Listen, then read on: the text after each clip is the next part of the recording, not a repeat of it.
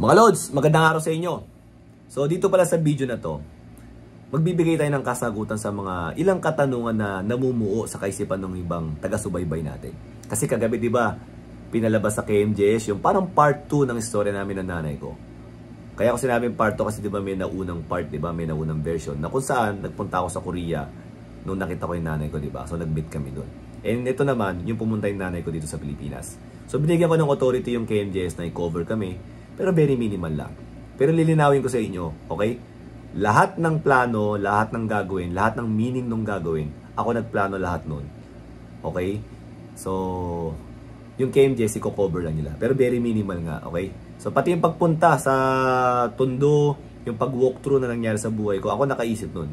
Hindi yung sinuggest ng KMJS, kumbaga ako bahala lahat. No? Kasi, yun naman talaga yung intention ko. So, ang talagang purpose ng nanay ko dito, siyempre mamasyal. Pero, kumbaga, tinake advantage ko na rin yung opportunity na ipakita sa kanya kung ano yung nangyari sa buhay ko. So, ngayon, ang tanong, bakit gano'n ang ginawa ko? Pinakita ko sa kanya yung sa Tondo. Kung alam kong pwede siya masaktan doon. Kasi, bilang magulang, feeling ko, yung 31 years na nawala, para sa akin, maganda rin na makita niya kung ano yung mga totoong nangyari. Diba? Bagamat malungkot yung umpisa, sumaya naman siya eventually. Kasi nakita niya yung kung saan ako nag-aral. Nakita niya yung school na nagbigay sa akin ng scholarship. Galing ng PCCR, pagpunta namin doon. Talagang binigyan kagad nila kami ng parking. Isang sabi ko lang, talagang grabe yung pagtanggap nila sa akin. Napakainit ng pagtanggap nila. Tapos hinahanap pa nila yung dating kasi may picture kami doon sa gym. Yung nag-champion kami, may picture doon. Ngayon tinabi nila yung kasi nire-renovate. So ngayon pinahanap nila sa stock room. Nilabas yun, pinakita sa nanay ko. Grabe, ang galing nun, ang galing. So sobrang naging proud yung nanay ko. At kahit na malungkot sa una, unti-unting sumasaya at nagiging proud yung nanay ko sa akin, di ba? Which is yun naman talaga yung nangyari sa buhay ko eh. And then, pumunta kami sa kung saan ako kinasal, sa San Sebastian. Tapos, winok through namin kung saan dapat yung nanay, ilalakad ka, di ba? Ilalakad ka nung nanay mo. Na which is hindi nga niya nagawa. So, ginawa namin ulit yun. And then, pumunta kami ng Manila Hotel, kung saan doon din kami nag-reception. So, kumain kami doon. Then, after lahat ng lungkot, sumaya, naging proud, and then nagawa yung about sa kasal, diba? After ng lahat ng yun, kumbaga, kumain kami sa isang masarap na restaurant na kung saan doon din yung reception. So, diba? Ganun din naman nangyari sa buhay ko eh. Nagsimula sa hirap, and then unti-unti umangat, naging masaya, naging proud, and then hanggang sa kinasal ako. And then, kahit pa paano is, na-afford na natin kumain sa mga ganong klaseng mga kainan. So, sa maikling mga oras na yun, na-walk through ko yung nanay ko. Yung na-miss niya, kahit pa paano, is pwede niya ma-picture out sa isipan niya na ito yung nangyari. So, minabuti kong gano'n ang gawin. So, ngayon, Lods, may another tanong kasi na mangyayari dyan. So, anong nangyari pala doon sa may pinadala ng nanay mo na pera nung pumunta yung tatay mo rito? Kasi parang may ganung may ganung nabanggit, di ba? Actually, meron din kasi nagtanong sa FB. Sa may KMJS page, pinagtanong din. Ano nangyari doon? So, ganito, Lods. Bago ko sagutin yan, kung paano ko tinanong sa tatay ko, kasi hindi ko tinanong September eh. Ngayon tinanong ko na sa kanya. Bago ko sagutin yan, meron ako mga nasa isipan dati. Kasi hindi magagawa ng tatay ko na lustahin yun. Unang-una, walang sugal ang tatay ko. Hindi nagsusugal tatay ko. Sure ako dun. And then, wala namang, kumbaga, small vices lang ang tatay ko. Mga yosi, ganyan, konting inom, ganyan. Kasi nga, di ba, sa Tondo, hindi naman maiwasan yung mga ganun paminsan, okay? Although ngayon talagang walang-wala ng ganun ng tatay ko kahit inom kahit yosi.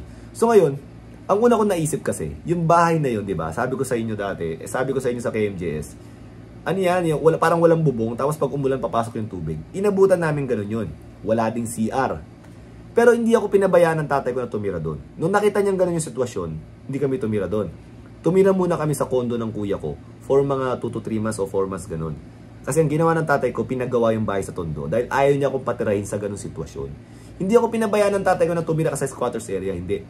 Kahit pa paano naman, nung naayos yun, kumbaga, may shelter kami na maayos. Hindi man maganda yung bahay namin doon, kahit pa paano, may shelter kami na maayos. Yun yung unang ginawa ng tatay ko. So ngayon, hindi ko alam kung expected nga ng tatay ko na ganun yung aabutan niya, na wala pala siyang titirhan pag uwi niya. Kasi akala niya siguro may titiran siya. So nangyari, kung some part of the money na pinadala ng nanay ko sa tatay ko, napunta ron, walang question dun. Kasi kailangan namin may matirhan eh. Alam nga naman mangupahan kami, di ba? Di mauubos yun yung pera. At least yun, sa amin yung kahit anong mangyari. Kasi lupa ng lola ko yun eh. Yun ang alam ko eh. Sobrang liit na part lang doon na hindi pa rin nakapangalan sa lola ko. Nakapangalan pa sa nanay niya. Actually, may mga dispute pa yung mga family. So, baka next time na namin maayos yun. Pero anyways, ganoon ang nangyari. Kung some part of the money napunta ron, walang question doon. Kasi kasama yun sa pag-aalaga ng tatay ko. At kumbaga sinigurado niya na merong CR yung bubuuin na bahay doon. Kasi may mga kapitbahay kami ron na walang CR, nagsisiyar sa kanal yung mga bata. Okay? Ganun yung sitwasyon doon. Okay? So, hindi ako pinabayaan ng tatay ko, inisip pa rin niya yung kapakanan ko. So ngayon, nung nabuuin na yung bahay, tsaka kami pumunta ron. Maayos naman yung bahay kahit papaano nung una. Pero, hindi lang talaga siya ganun kaganda. Kumbaga, talagang pwede nang tirhan. Ganun yung nangyari. Okay? So ngayon, tinanong ko sa tatay ko, okay, pa, totoo ba na merong perang pinadala ganito, ganyan. Kasi parang nabanggit yun ilang beses ng nanay ko, ganyan. Sabi niya, anong pinadala? Nung pagpunta rito, meron daw siyang binigyan na pera sa'yo, tapos nilagay mo pa nga daw sa sapatos mo kasi di ba medyo marami daw. Sabi niya, oo, hindi dininay ng tatay ko. Sabi ko nga sa inyo, ang tatay ko, honest yun. Kasi moral values ng tatay ko mataas. Sabi niya, oo, meron.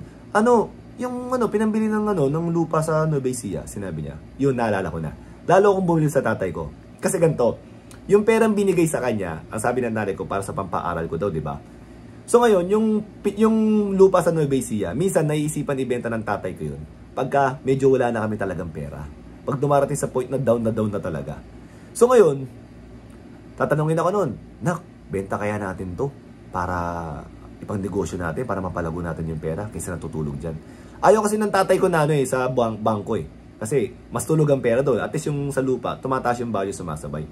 Ngayon, yung tanong niya na yun, kung ibebenta ba o hindi, siya rin nasasagot, ay hindi, wag. Kasi pang ano mo yan, pang college mo yan. Nire-reserve ko yan pang college mo. Di ba?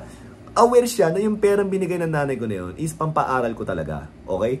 Sabi ko nga, kung some part of the money is nawala dahil nagpagawa ng bayan tatay ko, natitirhan namin, walang question doon, walang problema doon. Kasi yun yung unang pinakamahalagang gawin eh. Yung aral matagal pa yun eh. Diba? Maraming pwedeng mangyari. Malay mo, ang tatay ko makahanap ng maayos na trabaho na malaki sahod. Eh di kahit di nagastusin yung pera na yun, diba? Pero dahil nga yung bahay, kailangan ipagawa, biruin nyo, walang CR. Pag umuulan, direkta doon sa may loob, diba? Ganun yung sitwasyon ng lola ko, diba? Pinagawa. Eh baka tanungin nyo naman bakit hindi ba nagpapadala ng pera ang tatay mo? Nagpapadala ng pera ang tatay ko. Pero kung may Olympics sa Mahjong, baka star player ang lola ko. Okay? So gets nyo na yun, okay? So yun. So ngayon mabalik tayo ngayon doon. So sa may tatay ko. Tatanungin niyo naman, ba't wala bang trabaho yung tatay mo? Ganto, ganyan. Meron. Actually yung tatay ko is a musician. So yun ang talagang trabaho niya. Pero ang musician dito sa Pilipinas is napakalit ng sahod. Pag musician ka lang. Ang musician talaga mga lods walang pera. Eh, hindi naman siya ibang bansa, di ba? Nandito siya sa Pilipinas. So ang ginawa niya, nag-grind siya ng iba. Nag-mega mall siya at nagde-demo ng mga musical instrument. So may sahod naman siya doon, pero minimum talaga hindi sumasapat eh. Yung antas ng pamumuhay dito, mga lods, sa minimum talagang wala talagang silbi. 'Di ba? Aminin na natin, mababa ang ekonomiya natin. Huwag na natin ipilit. Please lang. So ngayon, ano nangyari? Kumbaga, maayos naman yung trabaho niya, kaso nga lang hindi nagiging sapat. Yun yung nagiging problema. So, dumarating sa point na meron pa siyang ibang grind. Nag-ano siya, nag-jeepney driver. Pero nung nag-jeepney driver siya, mga isang taon yun, medyo talaga mahina din talaga sa ibang diskarte. Nakikita ko, i-overtake siya. Pagkatapos medyo iba box out na siya ng jeep. Mangyayari, yung mga pasahero, mas mauunang mapuno yun. Eh, paano kung wala na siya maabutan na ibang pasahero? So, matatapos yung trip ng konti lang yung pasahero niya. So, hindi talaga niya talent. Pero kumbaga, pinipilit ng tatay ko na mag-grind ng ganun. Okay? And then, ang isa sa mga pinakamagandang grind ng tatay ko, yung Pero kumbaga, mahirap din kasi. Hindi lahat ma-appreciate yung sa ganung lugar, sa Tondo. Nagugupit yan tatay ko ng mga papel. Tapos, isusulat niya ron yung pangalan niya. Tapos mag-o-offer siya ng parang brochure na handwritten. Grabe, ganun ginagawa ng tatay ko. Parang calling card na brochure. Tapos handwritten yun na magtuturo daw siya ng piano, magtuturo daw siya ng gitara, ganun. Tapos sasabihin niya sa akin, oh nak, dali mo sa school to. Pamigay mo sa mga klase mo. Sabihin, ibigay sa sa magulang nila. Ginawa ko naman. May mga iba nagpaturo. Ang tatay ko, hindi ako pinabayaan. Nag-grind yun, nag-grind, okay? Yun lang talaga. Aminado rin naman tatay ko na hindi siya magaling gumawa ng pera. Pero pinilit niyang magsumikap para sa akin. Diba? Atoy Lods, hindi niyo naman pwede sisihin lahat ng mga mahirap na kaya ka mahirap dahil sa'yo. Eh, ang dami-dami nagsusumikap, bakit mahirap pa rin? Kasi mababa ekonomiya ng buhay natin. aminin na natin yun, na ganun, meron talaga mga tao na mahihirapan talagang umangat. Which is, siguro sa tatay ko dun, di ba? Ganun. So ngayon, paano umabot sa point na nagbenta ako ng basahan bilog sa kalye? Okay, ganito mga lods. Una kasi, nagtitinda muna ako ng bicho. Laro-laro lang kasi sa amin dati yun.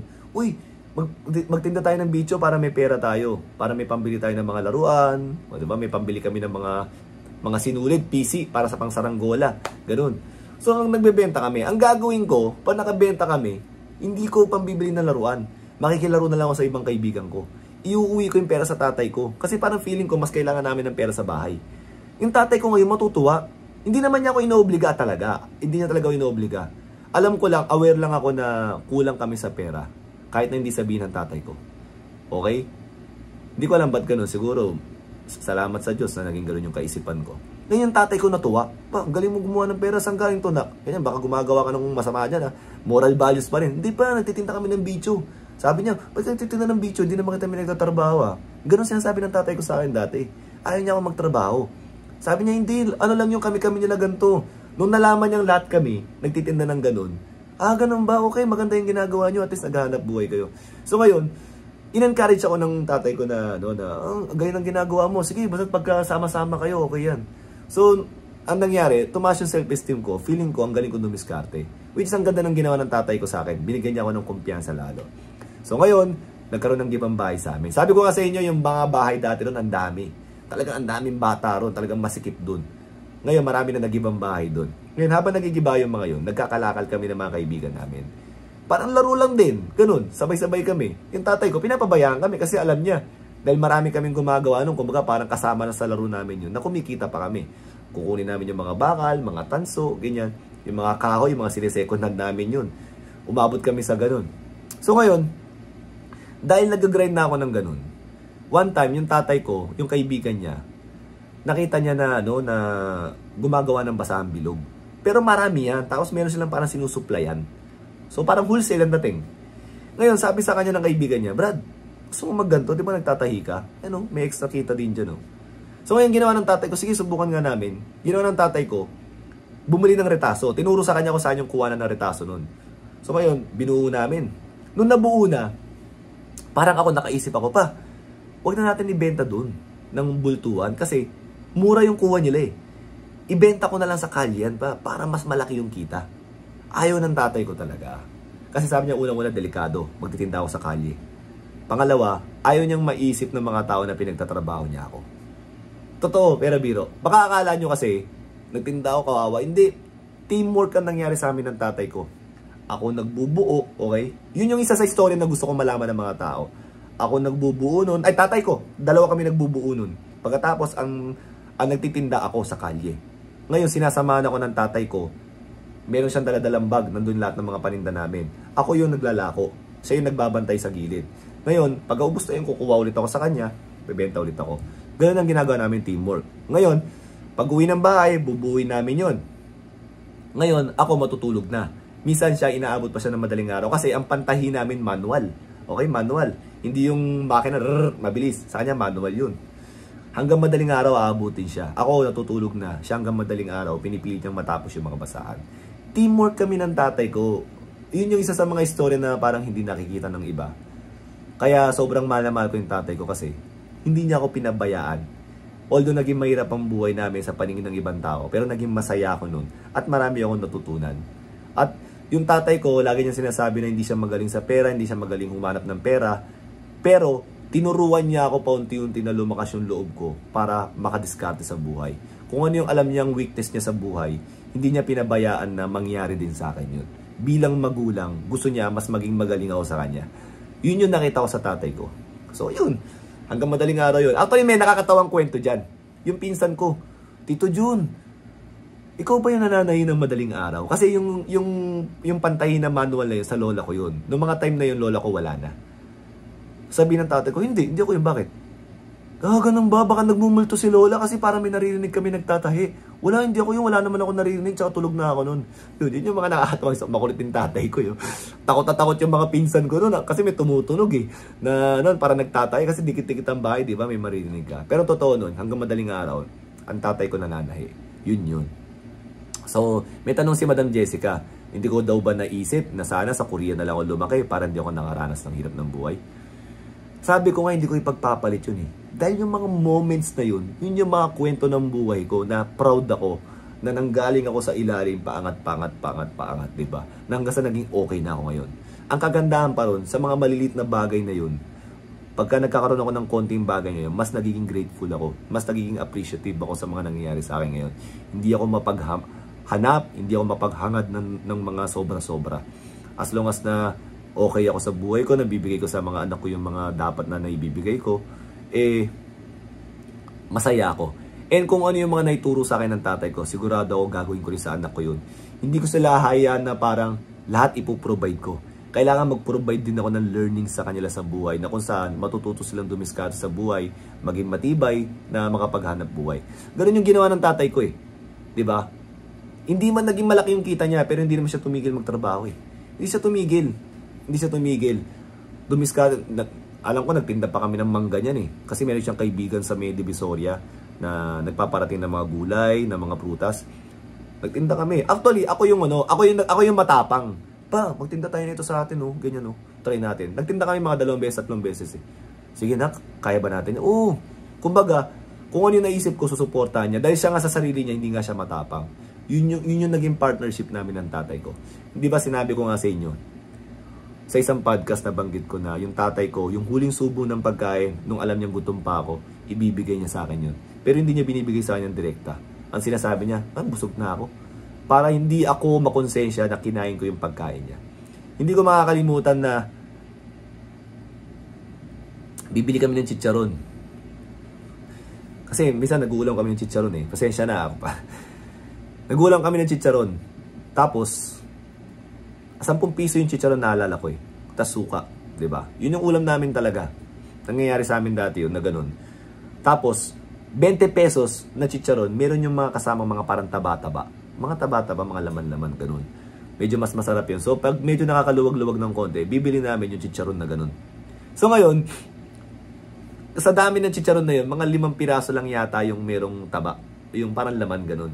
So, ang gagawin niya, kung 5 piraso yun, sa akin yung 3, sa kanyang 2. Kahit na mas malaking tao siya sa akin ng mga time na yun, sisiguraduhin niya na mas marami yung sa akin para mas mabusog ako. Di baling mas konti yung kainin niya. Na dati, tinatanggap ko lang yun bilang bata. Bata ka, di ba? Uy, mas lamang ako sa tatay ko. Yes, parang ganun. Pero ngayon naiisip ko, grabe pala yung pagiging selfless niya. Kaya minsan pa nagtatampo yung tatay ko, mga ganyang kwentuhan na parang di siya nababanggit. Kaya ginagawa ko nitong mga video na to eh. Para ma-appreciate ng mga tao kung ano ba yung ginawa ng tatay ko sa akin. Ang katuwiran ng tatay ko, di ba rin maghirap tayo, itatawid ko kayo sa malinis na paraan. Hindi siya gumagawa ng malaking kita na gagawa siya ng masama. Hindi. Di baling igapang ko yung pagtaguyod sa anak ko as long as hindi ako gumagawa ng masama. Yun yung moral values ng tatay ko. So, yun. So, siguro nabigyan ng kasagutan kung bakit umabot sa point na parang naghihirap kami. Kahit naman anong pagsusumikap mo, pagka talagang hindi pa nakapagtapos ang tatay ko dahil puro music. Hindi niya alam dito sa Pilipinas kasi 20 years, more than 20 years na nag-ibang bansa eh, ganun. So ngayon, another tanong na pwedeng mabuo dyan is, sabi ng nanay ko, hindi raw ako inabandona. So paano nangyaring yung hindi na kami nag-usap? Partly, feeling ko may kasalanan ako. Alam ko yan dati pa. Kasi, di ba, tumawag ang nanay ko, first month ko dito sa Pilipinas, nagkausap kami. Second month na tawag niya, yun yung nagalit ako. Kung sa mga nakasubaybay na istorya ko, binato ko nga yung telepono, di ba? Dahil ang sabi, mag-aasawa daw siya, kaya ako pinamigay. So ngayon, nung pangatlong tawag, may pangatlong tawag pala. Sabi ko sa tatay ko, ayokong kausapin nanay ko. Iyak nang iyak ang nanay ko noon. Ang sabi sa akin ng tatay, doon nagalit sa akin ng tatay ko. Actually, pinalo ako ng tatay ko noon. Diba, ayokong kausapin. Ang ginawa ng tatay ko, kinausap niya muna yung nanay ko. After pagbaba ng telepono, pinauwi niya ako. Alam ko, pinalo ko ng tatay ko. Ito pala, naalala ko to. Pinalo ko ng tatay ko. Nanay mo yun. Ayaw mong kausapin, ganito, ganyan. Isipin nyo ang nanay at tatay ko hiwalay na. Pero never nagbigay ng masamang tinapay ang tatay ko sa nanay ko. Pinagalitan niya ako, pinapalo niya ako, ganyan, ganyan. Nanay mo, hindi mo kinausap, tinawagan ka ng nanay mo. Bakit? Ganito, ganyan, ganyan. So, may moral values pa rin, di ba? And then, ang sumunod na nangyari, nagpapadala ang nanay ko. Dahil alam niyang ayoko na siyang kausapin. ginagawa niya, nagpapadala na lang siya. Nung birthday ko, nagpadala siya ng laruan. Hindi ko alam kung nagpadala siya ng pera, ha? Okay? Hindi ko alam, ha? Pero siguro naman kung nagpadala siya ng pera, hindi naman yung para mabuhay kami ng 10 taon na maayos. Hindi naman gano'n. Siguro pang enjoy lang namin pang ilang araw. Ngayon, sumunod na taon, umalis ang tatay ko, nag-Malaysia, di ba? Iniwan ako ng tatay ko sa may kaibigan niya. Kasi ang lola ko nasa orthopedic, nagpapagaling, nabali ang buto, nakagat ng aso, tapos may kailangan bakalan sa kanya. So nasa orthopedic ang lola ko, tatay ko nasa ibang bansa, ako nasa bahay ng kaibigan ng tatay ko. So walang tao sa bahay. Nagpadala ang nanay ko, 3 beses yata pumunta yung delivery boy doon. Walang tumanggap. So nangyari, yung package bumalik dun sa nanay ko. So anong maisip ng nanay ko? Galit ako sa kanya at hindi ko tinanggap yung package. So hindi na siya nagpadala at hindi na siya tumawag. Doon na kami nawalan ng contact. Okay? So malinaw yun. Kaya nga sabi ng nanay ko, nung nagkita kami, nung dito sa KMJS, unti-unti niya na nakukwento na baka daw galit ako sa kanya, hindi daw niya alam kung paano niya ako hanapin. Actually, during those times, mga los, hindi mo naman talaga alam paano mo hanapin ng mga tao eh. Kahit na sa advancement of technology, wala kang Facebook ang nanay ko eh. Wala siyang ganong social media. Kakao lang ang meron siya. Hindi naman tayo nagkakakaw dito, di ba? May privacy law sa Korea. Hindi ka basta pwede mag-video, hindi ka basta pwede maghanap ng tao doon. Kaya hindi ganun kadali. Ganon din sila, hindi sila basta pwede lumabas dito. Ang dami naging challenges ng buhay ng nanay ko. Siyang nag-alaga sa lola ko na may Alzheimer's. Sipin niyo yun, di ba? Ng nanay ko, parang hindi yata nakatanggap ng mana. Parang ganun ang culture dati ng Korea eh. Inabot niya yung old culture eh. Although yung mga tito ko medyo may mga pera talaga. So ganun na nangyari. Okay? So yun. Ano pa yung pwedeng mabuong tanong dito? So as of now mga los, feeling ko yun yung mga tanong na siguro kailangan kong bigyan ng linaw kahit papano. Okay?